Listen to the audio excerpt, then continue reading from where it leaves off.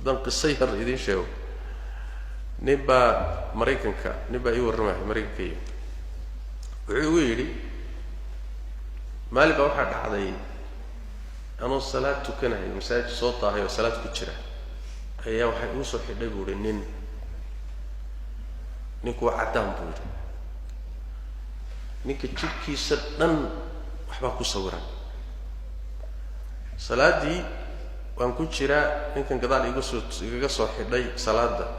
yaan yaro milicsaday buu yidhi markaasaa waxaan arkay buu yidhi jidhkiisa oo dhan wada doorsoon markaasaa waxaan is yidhi wallahi kuwani kani malaha gaangiskii wax dili jiray weeye malaha inuu ku diluu rabaa salaaddii wuxuu yidhi waswaas baan ku dhammaystay iyo baqdin salaaddii markaan ka baxay ninkii si caadi uu iila tukaday salaaddii buu ka baxay markaan ka baxanoo bannaanka u baxnay masaajidkaan weydiiyey buuhi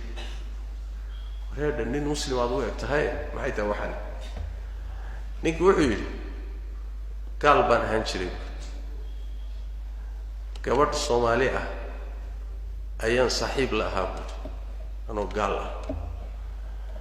gabadha marka wuxuu yidhi iyada lafteedu ma fiicnayn qashinka iyo khamrada iyo tumashada iyo waxaanaan saaxiib ku ahayn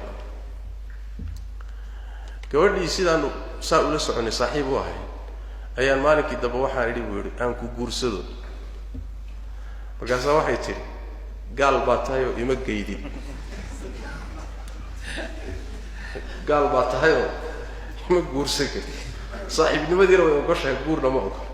macnaa iimaan baa ku jira sooma caasiyad ba ha ahaatee laakiin iimaan baa ku jira waxay tidhi ima geydid oo ima guursan karti ayib seen kugu guursadaa soo islaam bay tiri waayahay buu yidhi kaxeeyo ciddii islaami lahayd ii gey way soo kaxaysay bay tihi wadaad buu ii keentay wadaadkii baa ii islaamiyey